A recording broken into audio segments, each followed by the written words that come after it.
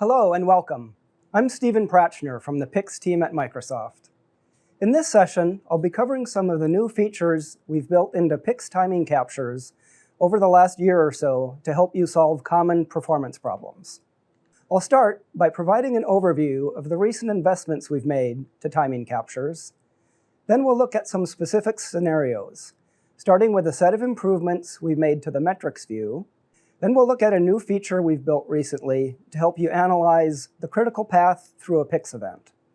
And then we'll look at a few memory and file I/O profiling scenarios. Our recent investments in timing captures have been aimed at adding additional types of data to the capture to expand the set of performance scenarios that can be diagnosed using timing captures. So we've taken data from previous specialized capture types and have folded it into timing captures. For example, all memory and file I/O profiling is now done using timing captures. We've also removed function summary and call graph captures and folded the scenarios that they supported into timing captures as well. So the power of timing captures really comes from the fact that we're collecting various types of timing-based data into a single capture type. Some of this data comes from the title in the form of instrumentation that you add by calling APIs like PIX begin event. But some of the data is collected from the system while the capture is running. CPU samples and context switches are examples of this type of data. The first set of new features I'll describe are a set of improvements we've made to the metrics view, which is the graphical analysis tool you use to find things like spikes in frame time, unexpected memory allocations, and so on. I'll describe the improvements briefly, and then we'll see them in action in a demo. The first new feature is a new panel called the Active Metrics panel that helps you manage and configure the set of metrics that are displayed in the graph. Next is a set of controls that allow you to change the minimum and maximum values of the y-axis. This helps when analyzing metrics that have drastically different ranges of values. Next, we've added a feature we call Consolidated Events, which enables the use of the metrics view for PIX events that follow a common pattern.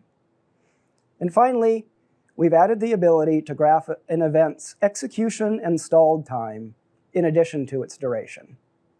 So let's look at the metrics view demo.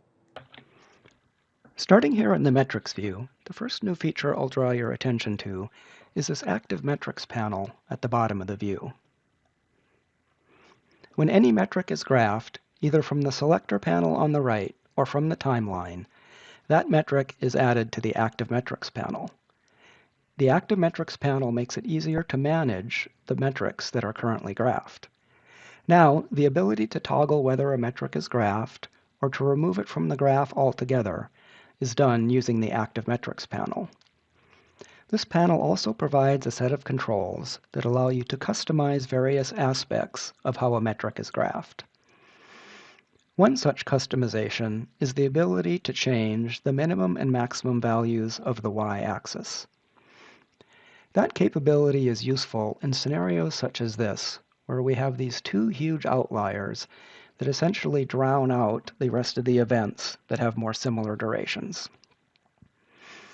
So with the y-axis set to these defaults, it's really hard to see the variability in this large group in the middle. So to change the y-axis, I'm going to uncheck AutoFit, which then makes the y-axis min and y-axis max text boxes editable. So now I'm going to change the max to a value that's more in line with this event's typical duration.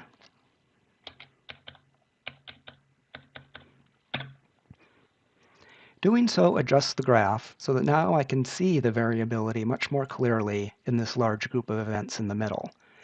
So we've essentially excluded our two huge outliers. I'm going to switch captures now to show you the Consolidated Events feature. Oh, it's quite common to name your frame event with a string followed by an ever-increasing number, as shown in this example. So in the past, these were treated as different events, and therefore not useful at all for purposes of graphing in the metrics view. But now, if I select one of them and say Graph Duration in Metrics View, these events are consolidated or grouped together. To do this, PIX looks for event names that follow a pattern, specifically a text string followed by a number. If a set of these events is detected, we treat them as one event for purposes of graphing in the metrics view. So now, when focus shifts to the metrics view, my main frame events are grouped together and identified as main frame star in the active metrics panel. So this allows you to identify outliers when your frame events follow this pattern. Also note that the selector panel contains a new node, Consolidated Events, under which each event grouping is listed. In this case, you can see I have several.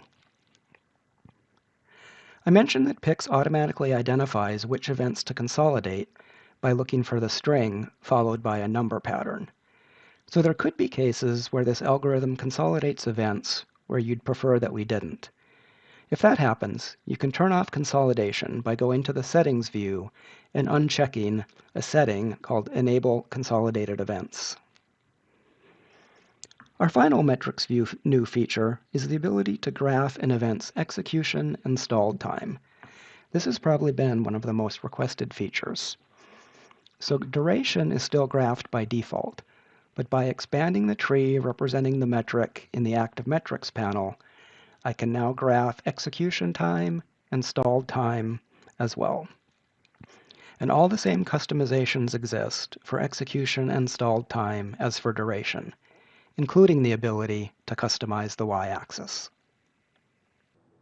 Now let's move on and look at a new feature called critical path analysis, which helps determine what causes a frame to run long, specifically for frames that contain stalls. Critical path analysis uses the CPU context switch data collected during a capture to compute the critical path for a selected PIX event. The critical path is the series of PIX events and thread dependencies that, if shortened, would reduce the overall duration of the selected event. So let's look at a frame as represented by this event named main loop. In this frame, we can see where execution begins and ends, as represented by the dark blue boxes. However, we also see that a significant portion of the frame is drawn in this dim hatched color. So this is a period of time that represents a stall, or a period of time in which our main thread is not running. So if we can reduce or eliminate this time altogether, we can reduce the overall duration of the frame. So this is where critical path analysis comes in. To compute the critical path, I'm going to right-click on the event and select Calculate Critical Path for Selected PIX Event from the context menu. The critical path is displayed in a new lane in the timeline named Critical Path followed by the event name. As before, we can see the periods of time at the beginning and the end of the frame when our main thread is executing. But now, the shaded area representing the stall is filled in with information about the events that were running during the stall, and therefore contributing to the overall stalled time. So now that we've seen what's running, let's look at why those events ran, which caused this long stall. We'll start by focusing in on this transition from our main thread to the first thread that runs during the stall. Clicking this vertical red line at the point in time where our main thread stops running gives me a few pieces of information. First, this arrow shows me that there is a direct dependency between these two threads. And by hovering over the thread, I see a tooltip that displays some additional data. Specifically, we can now see that the new thread started running because it was readied by our main thread. Now, let's look at a different example from later in the same stall. Here we have two unrelated pieces of work. That is, there is no direct dependency between them. However, the fact that one follows after the other in the timeline tells us that these events are executing in sequence. But if they're not dependent on each other, why can't they run in parallel, thereby reducing the time of our stall? So by hovering over these events, I get tooltips that gives me the answer. In this case, both of these threads were assigned to run on the same CPU core, and they also had the same priority.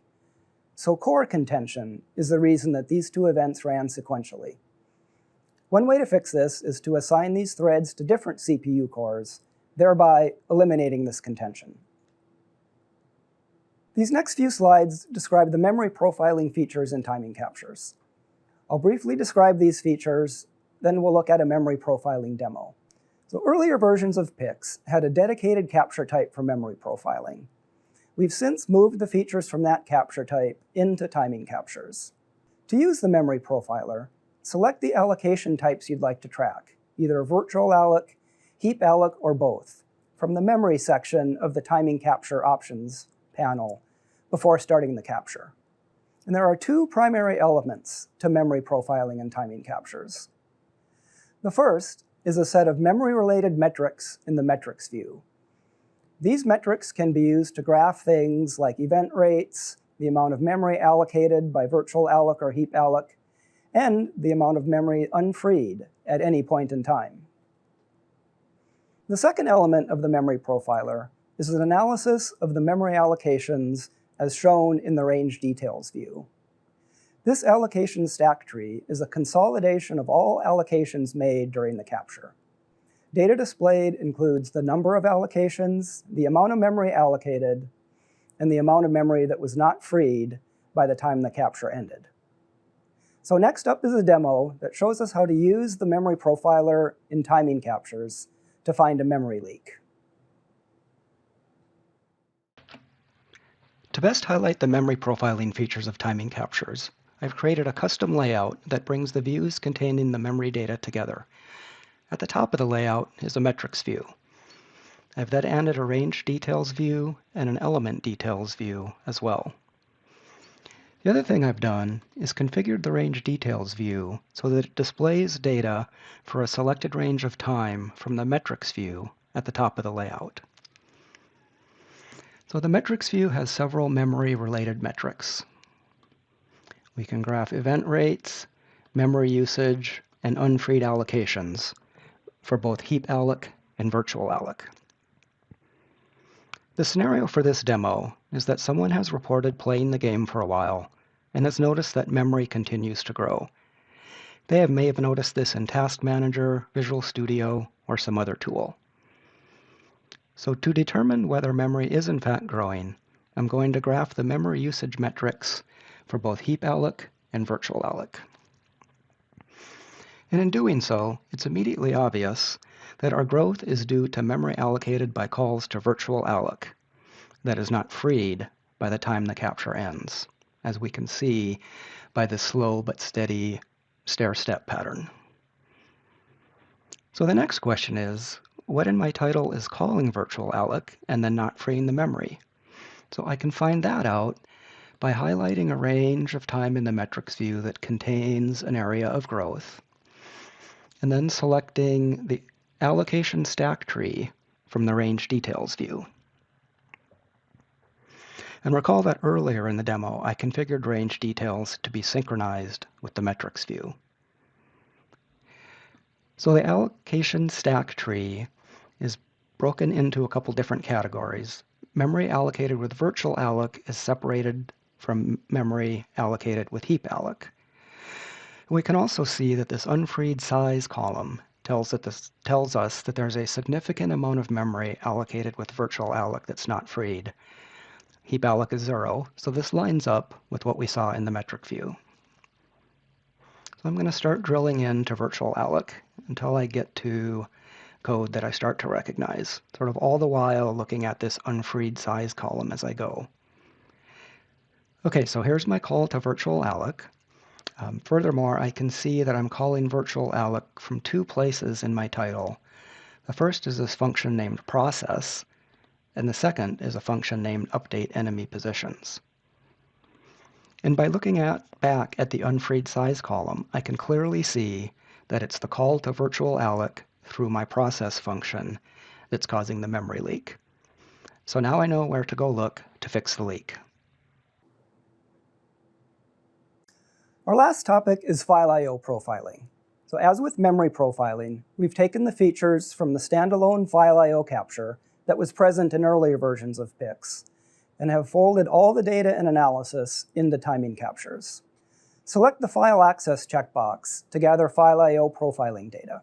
In the current release of PIX, we gather data from calls to Win32 APIs such as read file and create file. But direct storage is coming to Windows soon, and when that happens, all calls to the direct storage APIs will be included as well. One of my teammates on the PIX team, Cooper Parton, is doing a talk in this GDC about direct storage on Windows. So I refer you to that talk for more information. So when a capture with File I/O data is opened, you'll see one lane in the timeline for each storage device, or in the future, each direct storage queue. These lanes show you the files that were accessed at any point in time. The profiler also includes the file system flags that are associated with each access. These flags can give you detailed information, such as whether a read was satisfied from the file system cache or whether the physical media had to be accessed. And finally, we've recently added support for determining which assets within archive files, such as zip files or PAC files, were read. So in this example, we see several reads to an archive file named armorassets.pact. But wouldn't it be great if I could see which individual assets I was actually reading? So let's look at a demo to see how PIX can determine this level of detail. This is a capture that contains File I/O data. The top lane in my capture represents the file reads from my E drive in my PC. This is the drive that I know my title is reading its assets from. And as you can see, there are several reads to this file named armorassets.pact. But this is a composite archive file, and what I'd really like to know is which individual assets within my archive file are being read. PIX can tell me this information, but it needs some additional data from me in the form of what's called a mapping file. A mapping file is an external file that describes the assets within an archive file. Here's an example. The first line is always the name of the archive file that this mapping file applies to, and then there are lines for each individual asset. The first column is the offset within the file, the next column is the size, and then the final column is the asset name. If you like, you can also embed comments if you find that useful. So let's switch back to PIX, and now I'm going to use this Add Mapping Files button in the Display Options pane to add my mapping file. I select it from the File Open dialog, and PIX processes the file and lets me know if it found any errors or any warnings. And now I can see that the Range Details view now has information about the individual assets read within the archive file. Looking back up to the lane at the top, we can also see that the boxes representing the reads and the tooltips also update with information about the individual assets read. And finally, the Element Details view also contains this information. So in this case, determining which individual assets were read within the archive file has turned out to be really useful, because here I can see I have these two reads of this Sabre asset that are occurring at basically the same time. So basically it looks like I'm reading the same data twice, which is clearly inefficient. Thank you for listening today. The features that we build into PIX are primarily driven by your feedback. So while you're using PIX, if you find an issue or have a suggestion for a new feature, use the feedback button in the upper right corner of the UI to send us an email. Thanks again for listening, and have a great day.